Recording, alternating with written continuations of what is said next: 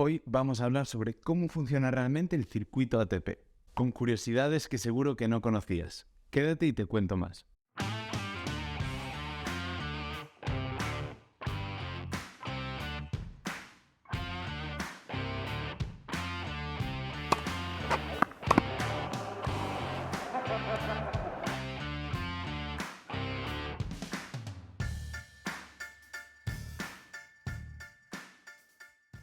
Vamos a empezar poniéndonos en la piel de un jugador que entra en el top 200 o en el top 100 de dobles. Este jugador automáticamente tiene la obligación de ir a la Universidad de la ATP en Londres. Hasta la pandemia, esta universidad era presencial, tenían que ir a Londres y estar allí unos días. Desde la pandemia se ha convertido en una universidad online y en dos momentos del año, en el Miami Open y en las finales ATP. Pero ¿cómo funciona? ¿Qué tiene que aprender un jugador profesional y además ¿por qué lo obliga la ATP? La Universidad de la ATP es un taller educativo realmente, que ofrece diferentes talleres, como puede ser la relación con sus entrenadores, con la prensa, con otros jugadores, servicios para miembros de la ATP, qué derechos tienen como jugadores, qué obligaciones, reglas y regulaciones, integridad, anticorrupción, antidopaje, salud, bienestar de los jugadores, salud mental.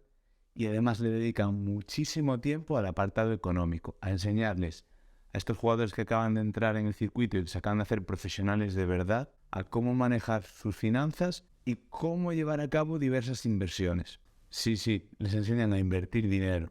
Además de estos puntos básicos que hablaba antes, los jugadores asisten a sesiones informativas sobre nutrición, hidratación, planificación intensa de los entrenamientos, fuerza, acondicionamiento físico y sobre otros métodos de entrenamiento. ¿Sobre qué temas profundiza la Universidad de la ATP? Sobre lesiones, dopaje y apuestas. Si te haces una licencia de la ITF, que sería el paso previo a poder llegar a ser jugador ATP, te obligan a pasar una especie de curso de qué obligaciones tienes como jugador internacional, qué no puedes hacer si compites, cómo avisar en caso de que alguien contacte contigo para intentar amañar un partido, qué información no le puedes dar a nadie que no sea de tu círculo como tu entrenador o tu fisio sobre lesiones, porque esa información se podría utilizar para llevar a cabo apuestas. Y si esto ya pasa a un nivel tan bajo, a un nivel de un jugador profesional que está tan arriba, tienen que hacer muchísimo hincapié en estos temas. Últimamente, otro de los puntos calientes en estos temas son las gestiones que deben de llevar sobre sus redes sociales, ya que son jugadores que estarán en el foco de la atención mediática, especialmente en el momento en el que entran en el top 100 y aparecen como nuevos jugadores. Además, aprenden cómo se organiza un torneo de tenis, que esto les puede servir para un futuro, para llevar a cabo ese trabajo, como están haciendo ahora David Ferrer o Feliciano López. La historia del ATP, que haremos un vídeo en el canal sobre ella porque es súper interesante, cómo tratar con periodistas y con medios de comunicación, cómo se financian los torneos de tenis, las fuentes del prize money y, en resumen, un saco lleno de temas súper importantes para estos jugadores que verán como de golpe su vida cambia y se les echan encima. Y deben de aprender estos temas y a lidiar con ellos cuanto antes. Es que esta formación dura 3 días, que son muy intensos y en los que se les dota de todos los recursos posibles y necesarios para afrontar todo esto que hemos visto. Y algo que me gusta mucho y en lo que la ATP se ha centrado desde hace un tiempo es en hablar con los jugadores, hablar de salud mental e incluso llevar a exjugadores profesionales a hablar de estos temas con ellos. Y es que el feedback que dan todos los jugadores que han pasado por allí en los últimos 2 años hablan de la importancia que se le está dando ahora mismo al tema de la salud mental, más allá de aspectos como puede ser la psicología del deporte, sino la salud mental de la persona, del jugador tenista que es una persona y que tienen temas con los que lidiar como una persona más, como pues la ansiedad, la presión, la depresión. Y esto nos indica que la ATP ha sabido evolucionar y empieza a pararse a ver las necesidades reales de los jugadores. Y es que la ATP realmente es una familia creada por los propios jugadores, o así fue en su momento, y no buscan sino que cuidarse entre ellos, así como puede ser el ranking protegido, servicios de entrenamiento y fisioterapia y recuperación de lesiones que les da la propia ATP, que es un tema que no se conoce. Parece que todos los jugadores tienen dinero para pagarse sus recuperaciones y sus rehabilitaciones, y la realidad es que la ATP tiene fondos destinados a ayudar a esos jugadores que lo pueden llegar a necesitar. Y es que los jugadores que pasan esos 3 días en la Universidad de la ATP pasan automáticamente, una vez salen, a ser miembros y a formar parte de la propia ATP. ¿Quién paga esto? La ATP. ¿Y cómo funciona realmente? Tienen clases de 8:30 a 1:30. Paran para comer y acaban el día haciendo actividades en grupos, con juegos, algo más dinámico, para también ayudarles a entender ese principio que tiene la ATP de que son una familia, de que son los propios jugadores los que crean la ATP, que no hay nada por encima, cuando realmente sí que hay. Pero cuando un jugador ATP entra en el top 100, ¿qué derechos tiene? Bueno, en primer lugar, y el más obvio, tienen derecho a competir en los torneos ATP y en los Grand Slams. A su vez, en aparecer en el ranking ATP. Y todo lo que esto implica, a cobrar los premios de todos esos torneos, que es bastante dinero. Pero es que además la ATP representa a los jugadores y les ayuda en las negociaciones en los torneos, o incluso con otros grupos de la industria del tenis, como pueden ser agencias de marketing o patrocinadores directos. Y es que han mediado incluso hasta para contratos con televisiones. Y claro, ¿un tenista tiene derecho a una baja laboral? ¿Tiene algún tipo de derecho laboral como podría tener un trabajador normal y corriente? Y la verdad es que hay algo parecido. Como hablábamos antes, el tema del ranking protegido se puede parecer. Cuando un jugador se lesiona y su ranking empieza a bajar, no puede competir y no puede defender esos puntos que había ganado el año anterior, se pueden acoger al ranking protegido. Y este sistema funciona así.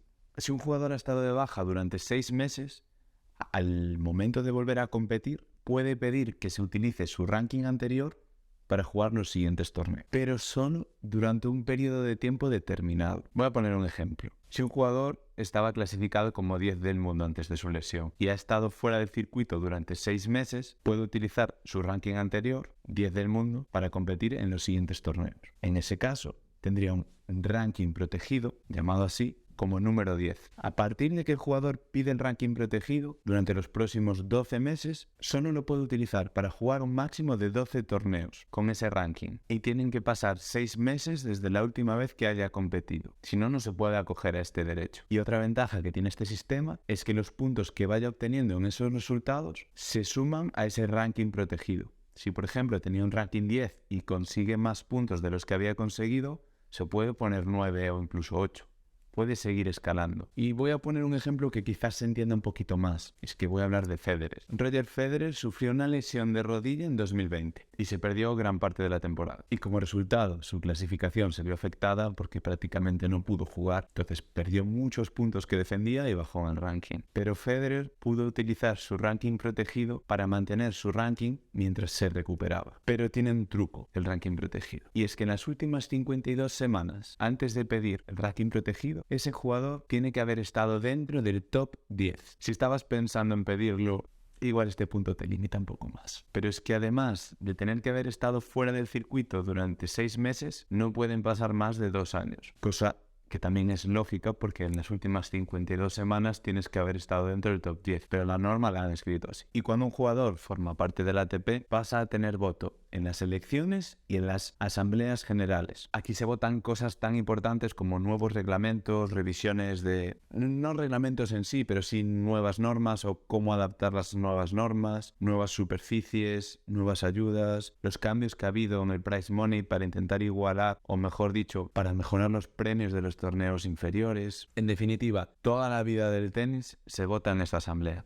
Del tenis masculino. Y es que además hay un consejo de jugadores establecidos por regiones. Estos consejos son agrupaciones de jugadores que recopilan informaciones, quejas, incluso dudas de todos los jugadores de esa zona para trasladarlas a la asamblea en general y ahí pues votar y llevar a cabo los debates que hagan falta. Este sistema es el mismo que se utiliza en las federaciones territoriales, incluso nacionales, y simplemente pues se crea un entorno de unas facilidades en las que todos los jugadores pueden hablar, comunicarse y llegar a acuerdos, que al final es la forma más democrática que han tenido de organizar el tenis, que contrasta mucho con un deporte tan fuerte como puede ser el fútbol, en el que es todo un estanco cerrado y están la FIFA, la UEFA y van todos por su cuenta. En cambio, en el tenis está todo bastante bien estructurado y todo el mundo tiene voz. No todos tienen voto, pero todos tienen voz. Pero es que no solo hay jugadores, también hay representantes de los torneos. Es que al final lo que se busca es que todo el mundo esté contento, todo el mundo llegue a un consenso y el tenis simplemente pueda seguir mejorando. ¿Y cómo se toman las decisiones en la ATP? Pues por votos con mayoría simple. Así que si eres un jugador de tenis y estás dentro de la ATP, tienes la oportunidad de votar y hacer que tus preocupaciones sean escuchadas. Y pese a estos principios democráticos, se están buscando otras opciones de integrar la WTA y la ATP. Djokovic ha liderado una propuesta que en un principio sonó muy fuerte, pero ha ido cayendo.